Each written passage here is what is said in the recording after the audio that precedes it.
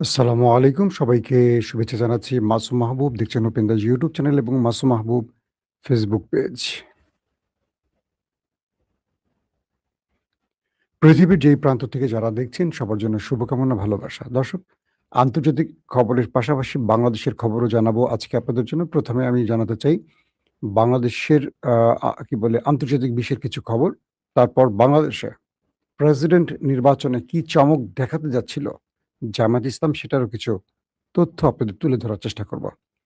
১ম যে খবরটি দিয়ে আসতে চাই সেটা হলো আ আমেরিকার পক্ষ থেকে বলা হয়েছে ইরানকে তারা ঘিরে ফেলছে এবং আ ইরানের যে নৌ অবরোধ মার্কিন যুক্তরাষ্ট্রের সেখানে ইরানকে পুরোপুরি বিচ্ছিন্ন করার তারা কাজ শুরু করে দিয়েছে।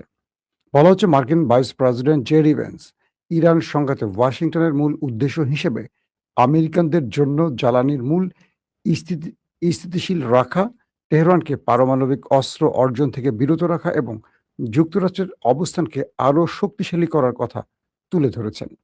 মার্কিন প্রতিরক্ষামন্ত্রী পিট হেগজেত বলেছেন যে যুক্তরাষ্ট্র ইরানের বিরুদ্ধে তার অবরোধ অনির্দিষ্টকালের জন্য বজায় রাখতে পারে। হরমুজ প্রণালীতে নৌ চলাচল স্বাভাবিক রয়েছে বলে যুক্তরাষ্ট্রের করা দাবিকে ইরানের সামরিক বাহিনী অস্বীকার করেছে এবং জানিয়েছে যে তাদের অনুমোদন ছাড়া কোনো জাহাজ এই হরমুজ প্রণালীতে চলাচল করতে পারছে না। মার্কিন অর্থমন্ত্রী স্কট বেসেন্ট বলেছেন তেহরানকে বিচ্ছিন্ন করার প্রচেষ্টা যুক্তরাষ্ট্র ইরানের বিরুদ্ধে এমন অর্থনৈতিক ব্যবস্থা গ্রহণ করবে যা আগে কখনো দেখা যায়। এটা হলো আজকের একদম লেটেস্ট এইমাত্র আপডেটগুলো আমি মানে আপনাদেরকে একসঙ্গে জানিয়ে দিলাম। বিষয়টা আসলে কোথায় গিয়ে আটকালো? ইরানকে নতুন করে আরো বড়, বড় অবরোধে ফেলার ঘোষণা দিয়েছে মার্কিন অর্থমন্ত্রী স্কট। যে অবরোধগুলো বা যে নিষেধাজ্ঞাগুলো ইরান দীর্ঘদিন পার করে আসছে এগুলো ইরান আমেরিকার আর তোয়াক্কা করছে না। পাশাপাশি আমেরিকা যে বারবার বলছে হরমুজে তাদের কন্ট্রোল আছে এগুলো আসলে সম্পূর্ণ মিথ্যা কথা। ইরান বলছে যে এখনো হরমুজ প্রণালীতে জাহাজ ঢোকা বা বের হওয়ার ক্ষেত্রে ইরানের অনুমতি ছাড়া সম্ভব হচ্ছে না। পুরো কন্ট্রোল ইরানের হাতে আছে এবং তাদের যে president JD Vance vice president তিনি বলছেন ইরানকে কখনোই পারমাণবিক শক্তিধর হতে দেয়া হবে না। এইজন্য আমেরিকার যা করণীয় তারা সব করবে। কিন্তু ভেতরে, ভেতরে আসলে কি চলছে? ইরান কি করে ফেলছে ভেতরে, ভেতরে সেটার একটা গুরুত্বপূর্ণ ব্যাপার। কারণ ইরানের সাম্প্রতিক সময়ে যে বক্তব্যগুলো আসছে, সে বক্তব্যে ইরান যা ইঙ্গিত করছে তাতে করে মনে হচ্ছে ইরান বড় কিছু করতে যাচ্ছে বা বড় কিছু করে ফেলেছে। পাশাপাশি আজকের আরেকটি খবর আসছে, হরমুজ প্রণালী ছাড়ার সময় ড্রোন হামলায় ট্যাংকার ক্ষতিগ্রস্ত হয়েছে। যুক্তরাষ্ট্রের সামুদ্রিক সংস্থা এই তথ্যই জানিয়েছে।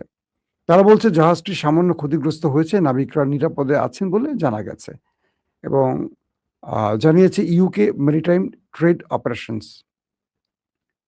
হরমুজ প্রণালী দিয়ে বহির্গমনকালে একটি ট্যাংকার ড্রোনের আঘাতে ক্ষতিগ্রস্ত হয়েছে বলে শুক্রবার UK maritime trade operation UKMTO জানিয়েছে। সংস্থাটি একটি সতর্কীকরণ বিজ্ঞপ্তিতে বলেছে যে সামরিক কর্তৃপক্ষের কাছ থেকে প্রতিবেদন পেয়েছে যে হরমুজ প্রণালী দিয়ে বহির্গমনকালে একটি ট্যাংকার চালকবিহীন ড্রোন দ্বারা আঘাতপ্রাপ্ত হয়েছে। জাহাজটি সামান্য ক্ষতিগ্রস্ত হয়েছে, নাবিকদল নিরাপদ ও সুস্থ আছে বলে জানা গেছে এবং পরিবেশের উপর কোনো প্রভাব পড়েনি। এতে আরও বলা হয়েছে যে ঘটনাটি রিপোর্ট করা হয় এভাবে যে সতর্কতা জারি করা হয়েছিল শুক্রবার এবং ট্যাংকারটি পরিচয় জানা যায়নি এবং এ হামলার জন্য কে বা কারা দায়ী সেই বিষয়টি এখন স্পষ্ট হয়নি। পাশাপাশি জাহাজগুলোকে সতর্কতার সাথে চলাচল করতে এবং যে কোনো সন্দেহজনক কার্যকলাপ সম্পর্কে তারা জানাতে বলেছে। পাশাপাশি মার্কিন ইরান যুদ্ধের জেরে হরমুজ প্রণালীতে উত্তেজনা বৃদ্ধি পেয়েছে যা কৌশলগত জলপথ অবরোধ নৌ চলাচলের বিষয়ে বোঝাপড়া সুসংহত করার কূটনৈতিক প্রচেষ্টা সত্ত্বেও নৌ পরিবহন এবং বৈশ্বিক জ্বালানি সরবরাহের বিঘ্ন ঘটায় আশঙ্কা তৈরি হয়েছে। দর্শক, আমি এটি তুরস্কের একটি সংবাদ মাধ্যমের সর্বশেষ আপডেট আপনাদের জানালাম। অন্যদিকে আজকের ইম্পর্টেন্ট আরেকটি খবর পাওয়া গেছে যে মার্কিন সেন্টকম যারা এই যুদ্ধটি পরিচালনা করছে, সেন্টকম বা সেন্ট্রাল কমান্ড আমরা যেটাকে বলি, তারা বলছে যে সেই মার্কিন সেন্টকমের প্রধান ইরানের উপর নতুন করে হামলার জন্য আবার চাপ দিচ্ছে। এবং এই তথ্যটি প্রকাশ করেছে স্বয়ং ইসরায়েলের গণমাধ্যম চ্যানেল 13। তাদের তথ্য মতে যে কুপার ইরানের তেল, গ্যাস ও বিদ্যুৎ কেন্দ্রের সাথে যুক্ত স্থাপনাগুলো জাতীয় অবকাঠামোর উপর নতুন করে হামলার আহ্বান জানিয়েছেন। বলা হচ্ছে যে ইসরায়েলি গণমাধ্যম দাবি করছে মার্কিন সেন্ট্রাল কমান্ডের সেন্টকমের প্রধান তেহরানের উপর চাপ বাড়াতে তেল, গ্যাস ও বিদ্যুৎ স্থাপনায় হামলা সহ ইরানের উপর আক্রমণ পুনরায় শুরু করার জন্য চাপ দিচ্ছে। ইসরায়েলের চ্যানেল 13 তার নাম প্রকাশ অনিচ্ছুক নির্ভরযোগ্য কয়েকটি রাজনৈতিক সূত্রের বরাত দিয়ে জানিয়েছে, অ্যাডমিরাল ব্র্যাড কুপার গত সপ্তাহে ইসরায়েল সফরকালে প্রস্তাবটি পেশ করেন এবং সম্প্রচারকারী সংস্থাটি জানিয়েছে Cooper chief of staff Eyal Zamir এবং অন্যান্য ঊর্ধ্বতন কর্মকর্তাদের সঙ্গে ইসরায়েলি সেনাবাহিনীর শীর্ষ অপারেশন ফোরামের একটি বৈঠকে যোগ দিয়েছেন। সেই রিপোর্টে আরো বলা হয়, কুপার ইরানের বিরুদ্ধে নতুন করে লড়াই শুরু করার এবং দেশের গ্যাস, তেল ও বিদ্যুৎ শিল্পের সঙ্গে সংযুক্ত স্থাপনাগুলো সহ ইরানের জাতীয় অবকাঠামোগুলোকে আবারও ধ্বংসের পরামর্শ দেন। ইরানের অবকাঠামোতে হামলা চালালে খেলার নিয়ম বদলে যাবে। এতে ইরানিরা মারাত্মকভাবে ক্ষতিগ্রস্ত হবে এবং বর্তমান পরিস্থিতি তারা তাদের অবস্থান পরিবর্তন করবে বলে তিনি মত দেন। মানে কি সুন্দর বুদ্ধি, বুঝছেন ইয়ানেরা?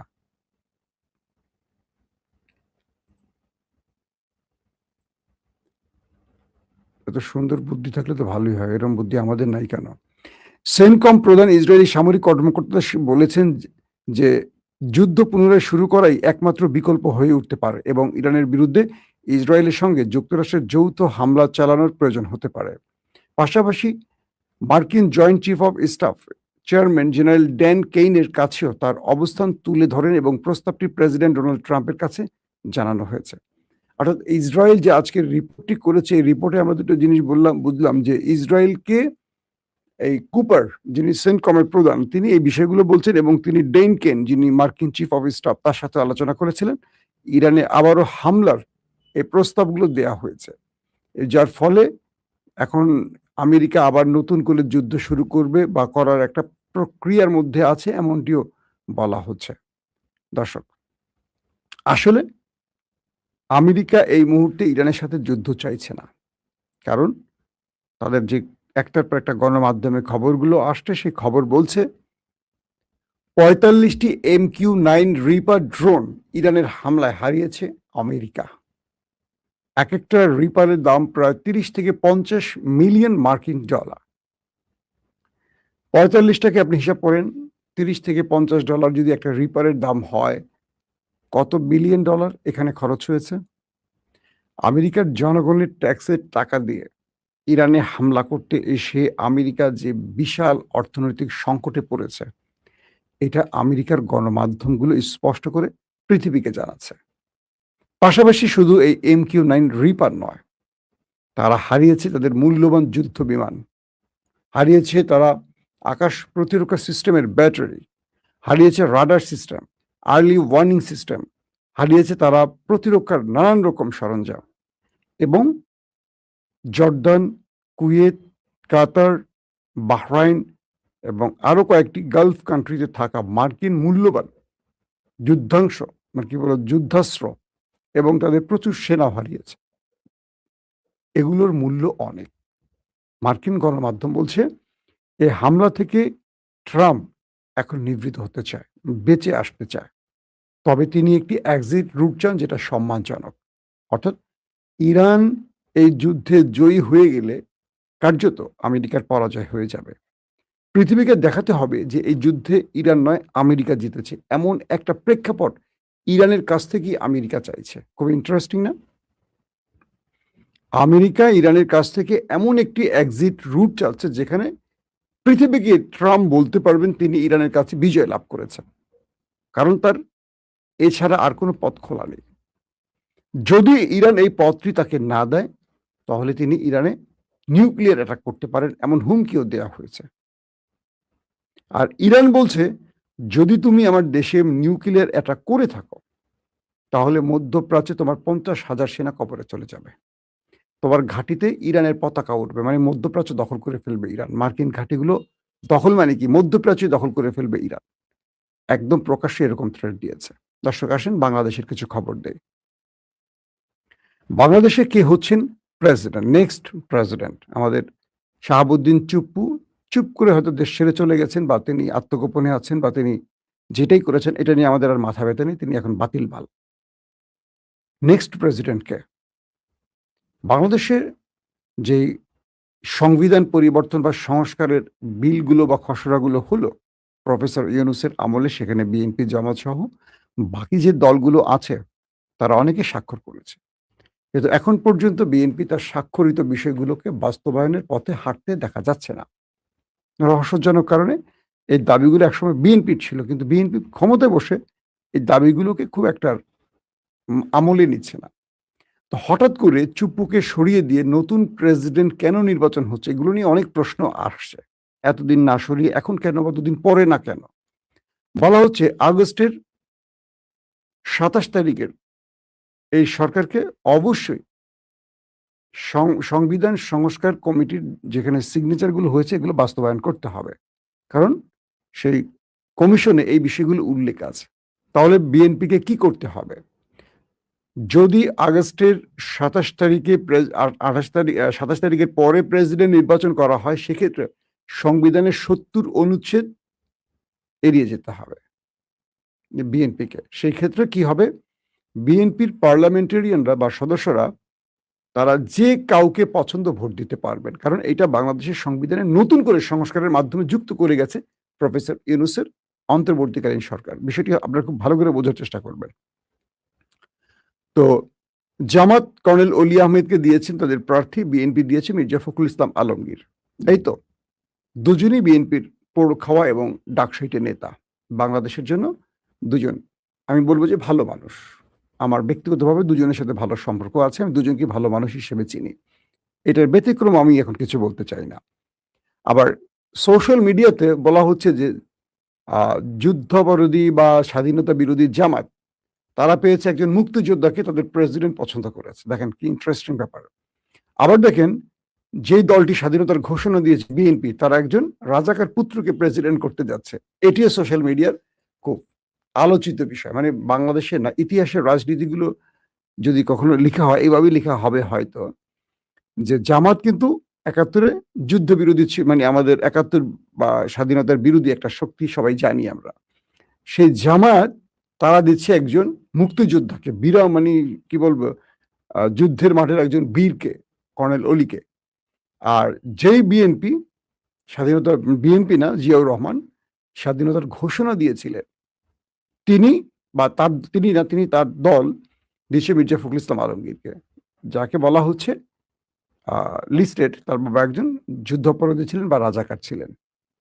এই দুটো নিয়ে তার বাবা কি ছিলেন, তার চেয়ে বড় কথা তিনি কি ছিলেন? তিনি অবশ্যই একজন দেশপ্রেমিক মির্জা ফখরুল ইসলাম আলমগীর, এবং বিএনপির জন্য বা হাসিনা বিরোধী আন্দোলনে দীর্ঘদিন রাজপথে লড়াই করেছেন। খুবই ভদ্র, সফিস্টিক একজন ভদ্র মানুষ। এটা নিয়ে আমি তাকে নিয়ে কোনো বিভ্রান্তিকর তথ্য দিতে চাই না। বাট ইতিহাসের পাতা থেকে তার বাবা রাজাকার ছিলেন, এটা মোটামুটি সবাই জানে।